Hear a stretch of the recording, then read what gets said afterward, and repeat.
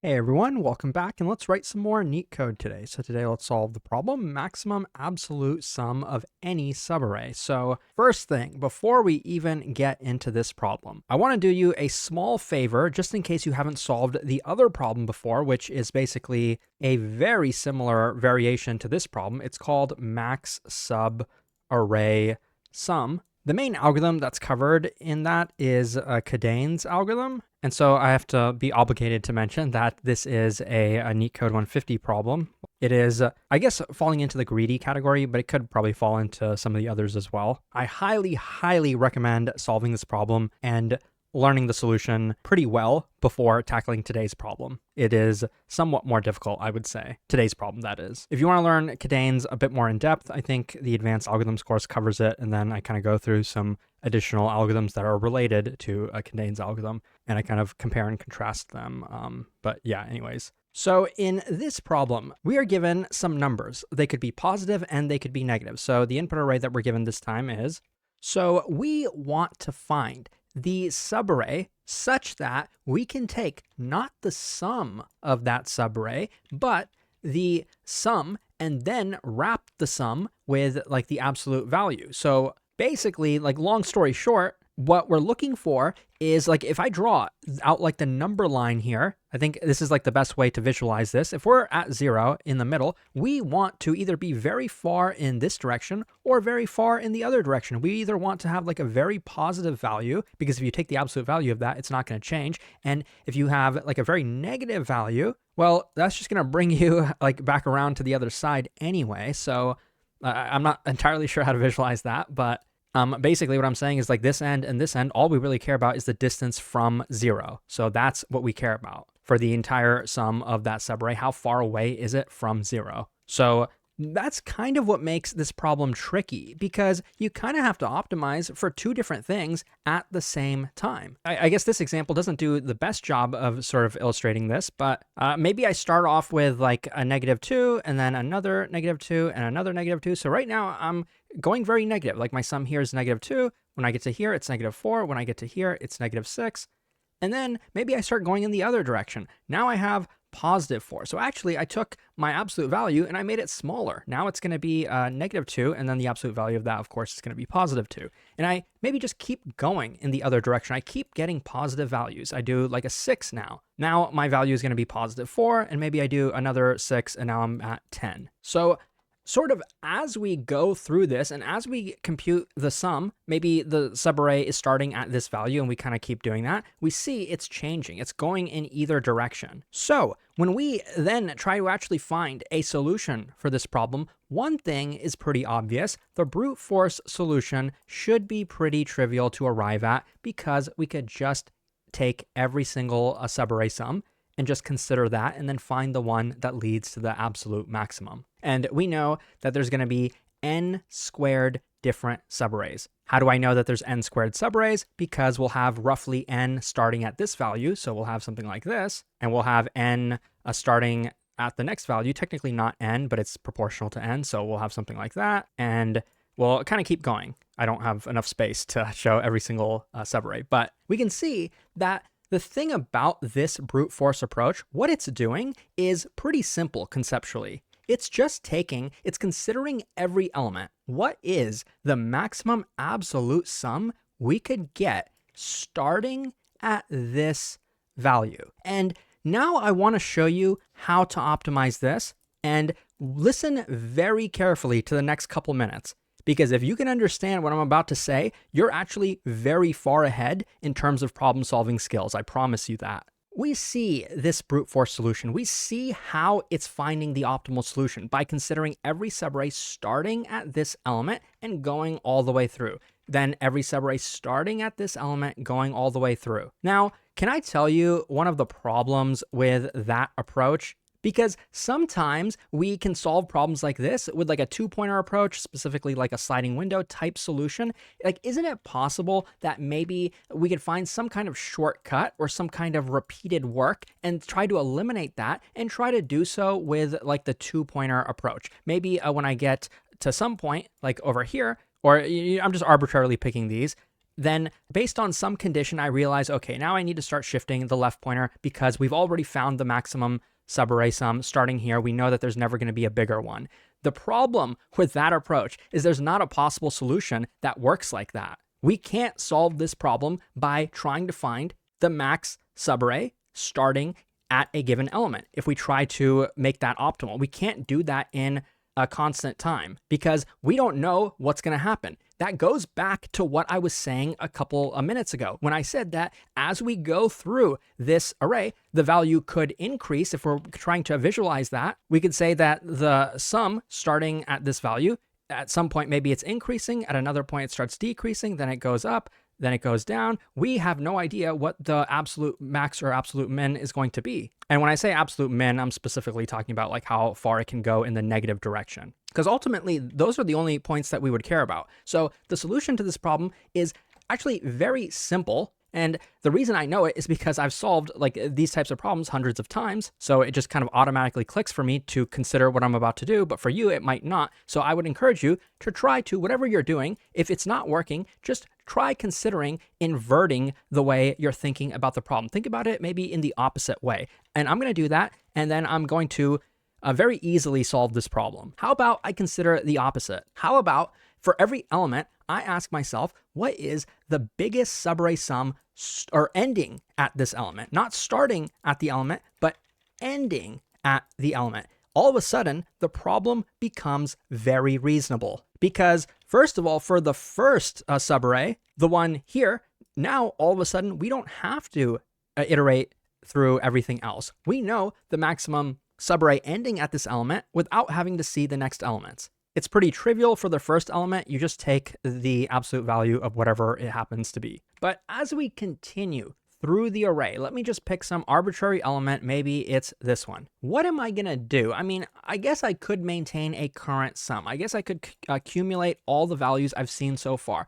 Perhaps when I get to this point, it will be 1 plus 5 minus 3. That's going to be 3. So now when I say I want to find the largest sum ending at this element, what are my choices? Like, am I just going to take the entire thing? Or is it possible that actually removing some elements from the beginning, which is the only thing we're allowed to do, we need to have like a contiguous subarray. So maybe we're allowed to remove one element, maybe two, maybe more, whatever. But we want to remove a prefix from this array. So this is one of the reasons I think this is definitely a medium problem. And if you're not familiar with some of the concepts I'm talking about, this is definitely a difficult problem. I'm not trying to make it sound like it's really easy. So, but the concept of a prefix isn't super crazy. We have like this subarray just starting at the beginning or another one, et cetera, et cetera. And by the way, if you're not familiar with some of these concepts, you might want to consider checking out Leetcode.io.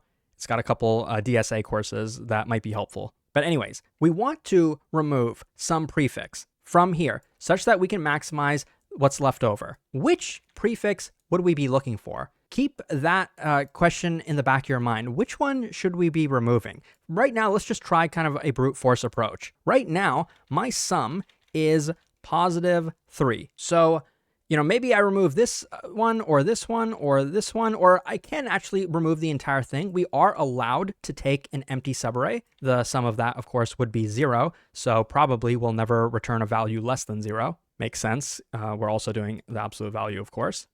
But now just kind of running through the brute force, I'm able to immediately recognize the pattern just by looking at this. But I understand that if you haven't solved all these problems before, it's not so obvious. So let me walk you through it. We could remove positive 1. That would bring us down to 2. We could remove negative 3 then, which would then add 3 to this, bringing us to positive 5. We could remove the positive 2 as well, bringing us back down to 3, or we could remove the last element, bringing us back down to 0. Now, the way I've kind of showed you this is also an n-squared solution because we had to manually go through every single prefix to accomplish that. But the good thing about this solution is we can do something clever. Given that we've seen all of these elements before, we can try to notice the repeated work. And that will ultimately lead you to the pattern to solve this problem, which is very simply this. If I was maintaining the prefix sums, which I'll kind of draw down here, they would look like this. 1 And then I do the -3, bringing me down to -2. And then I add the +2, bringing me to 0. And then I add the +3, bringing me here. I have this value. Let me draw it on like a really small graph in this corner over here. Let's say it's 3. It's like somewhere in the middle of this. I want to either make this value go as high as it can go or as low as it can go. So you tell me, which one of these values should I remove from the current sum? Well, it's kind of a trick question. That's kind of what makes this difficult. There's two values that we actually have to try from this set. Now, can you tell me which two values those are? The maximum and the minimum. Is it all starting to make sense now? Well, if it's not, let me walk you through an example. And by the way, don't feel bad if it doesn't make sense. Like, this is genuinely hard stuff, especially when you're new to this. So this is obviously the maximum in all of our prefix sums, and this is obviously the minimum. So let's try both. Let's take 3 and subtract 2 from it. Well, that's going to add 2 to us and bring us up to 5. We could also try removing 3. That's going to bring us all the way back down to 0. So among these two, which resulted in the absolute maximum? Obviously, this one did. And so that's the value we would update our result with. We're ultimately going to keep track of like what the maximum result happens to be. Okay, but now you still might be thinking, well, how are you going to get the max and minimum from this array? Well, we're not actually going to compute the prefix sums and store them in an array. What we're going to do is keep track of the max and the min prefix sums at the same time. We're going to maintain those just like we're maintaining the current sum. So in summary, let me do the dry run for you right now. So we mainly keep track of these 4 variables: the current sum, the prefix max, the prefix minimum, and the result, of course. We can probably just initialize these with 0, and I think same for these. So then we will add 1 to this. I'm going to be pretty rough with these notes, but I think you'll probably understand most of it. So then we have 1. We try removing these 2. And the way I'm going to do this is I'm actually not going to update these 2 variables until after we've already visited this. By initializing our result to 0, we're already accounting for the fact that we might end up with a 0. So it does work out. We try removing either of these. It still leads to 1. So 1 is our maximum result up until this point here. Then we see this element as well. We update our current sum. It's going to be -2. And sorry, I kind of messed up. Before we update this, we would have also updated our prefix max and prefix minimums. Prefix min would have actually stayed the same because the previous sum that we had was 1. So 1 is not less than 0, so that stays the same. But the max will be increased to now 1. And we have our current sum now up until this point. We try removing this from that. That gives us -3. We try removing 0 from that. That gives us -2. You take the absolute value of each of these, and you end up with 3 and 2. And which one of these is maximum? It's 3. So then we can go ahead and update the result to now be +3. That makes sense because this is that maximum subarray that we've seen so far. It's not this one. And now we just keep going. Now we have the +2. We update our current sum to be 0 now. We can try removing this. Or actually, sorry, I keep messing up. Before we update this, we are now going to potentially update these 2. The prefix max will be calculated like this with its existing value, which is 1, and the current sum, which is -2.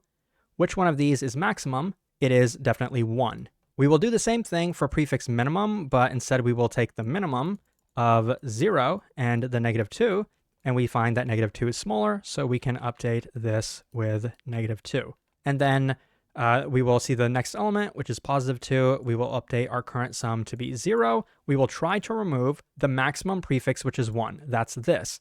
That leaves us with this left over, which is -1. That makes sense because if you take 0 and subtract from it 1, then we end up with -1. The other thing would be to take 0 and subtract from it -2. That will actually give us 0 plus 2, which will be 2. That makes sense. If you look at the picture, we would be removing this prefix, and we would be left over with a 2.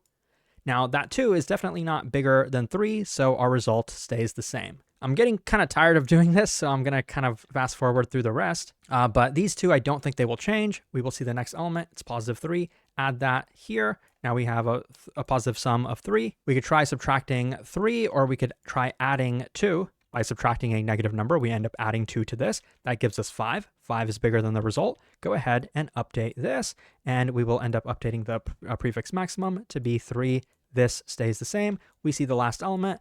We end up with a current sum of -1. And by removing this from it, -1 minus 3, we end up with -4. Take the absolute value of that. That's going to be +4. It's not bigger than this. So our final result is going to be 5. And that is the correct return value. And that, by the way, in this picture, I think it would have just been this subarray. So this is a linear time algorithm, clearly. We're not really doing anything fancy. So now let's code it up. So I'm going to start with the variables, and I'm going to have the minimum prefix sum and the max prefix sum, which are both initially going to be 0. I'm going to have my current sum. I'm just going to call it cur.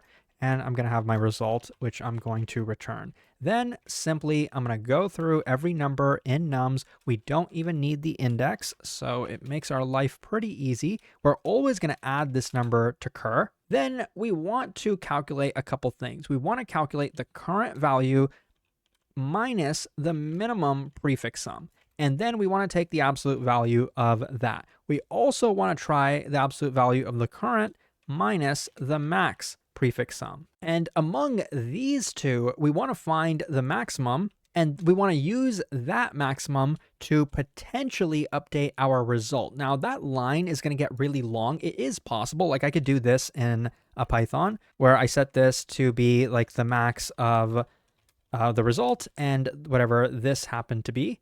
But Python actually makes things even easier because you can actually pass in like more than 2 values into this function. So you can do something like this and that. And lastly, don't forget to update your minimum and maximum prefix sums. I'm going to do that like this. Set it to be the minimum of itself and the current sum. And I'm going to just copy and paste this to do the opposite here, where we're going to do the max prefix sum and the current, and change this to max. So I know this probably looks really easy. I'm glad that it does, but that doesn't mean it's like trivial to come up with. So always remember that. But you can see here on the left, it's pretty efficient, both in terms of time and space. I think it's constant space. So if you found this helpful, check out Leetcode.io for more. Thanks for watching, and I'll see you soon.